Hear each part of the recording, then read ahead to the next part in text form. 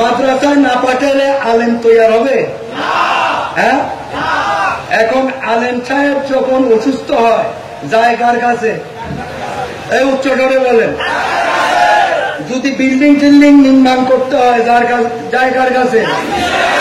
Engineer, architect, তাই বলেন।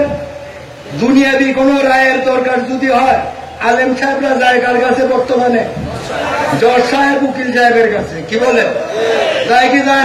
4 জন ইমাম, ওনাদেরও অনেক পরে মাদ্রাসার সিস্টেম শুরু হয়েছে। অস্বীকার করতে পারবে? যে সিস্টেমে মাদ্রাসা লেখাপড়া হয় রসুলের জামানায় সেটা হয়েছে? রসুলের জামানায় খুরমা গাছ, খেজুর গাছের নিচে না হয় মসজিদে বসে কোরআন সুন্নাহ শিক্ষা দেওয়া হয়েছে। তাই বলে আপনাদের সন্তানের কি মাদ্রাসায় যাওয়ার দরকার আছে না? 100 বার মাদ্রাসায় পাঠাবেন। স্কুলে যাওয়ার দরকার আছে না? ইউনিভার্সিটিতে যাওয়ার দরকার আছে না? কলেজে যাওয়ার দরকার আছে না? যার যেখানে ভালো লাগে সেখানে পাঠাবেন। মাদ্রাসায় যদি সন্তানদের না পাঠান আলেম তৈরি হবে? তাহলে আমি মাদ্রাসার বিপক্ষে বলছি না। ওই যে কাদিরিয়া তরিকা, চিস্তিয়া তরিকা, মেজবান্ডারিয়া তরিকা, এগুলা কোরআন হাদিসে নাই।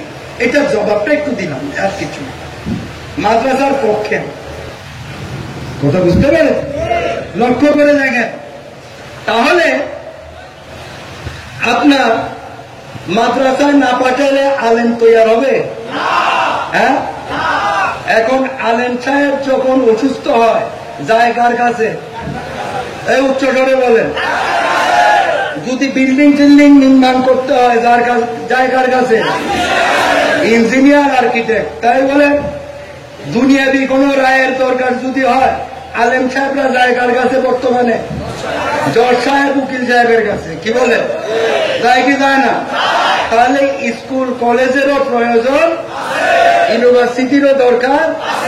এই লাইনে পড়লে ডাক্তার হওয়া, জজ হওয়া, কি বলেন, উকিল হওয়া, ইঞ্জিনিয়ার হওয়া, তাহলে এই লাইনেরও দরকার।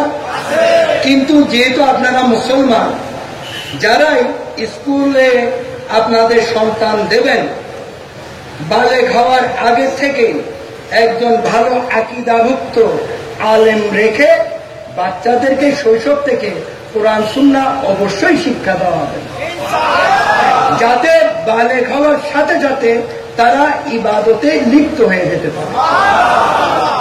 কথা বুঝতে পেরেছেন? স্কুলে পড়ান, আমার কোনো আপত্তি নাই, কিন্তু একজন ভালো আলেম রেখে তাদেরকে অবশ্যই কোরআন সুন্নাহ শিক্ষা দিতে হবে। কথা বুঝতে পেরেছেন? সুতরাং আমাকে কেউই ভুল বুঝবেন না, আমি মাদ্রাসার পক্ষের লোক, মাদ্রাসার বিপক্ষের লোক। আপনারা আমাদেরকে বলেন, আমি একটু দেখাই দিছি, আর কিছু।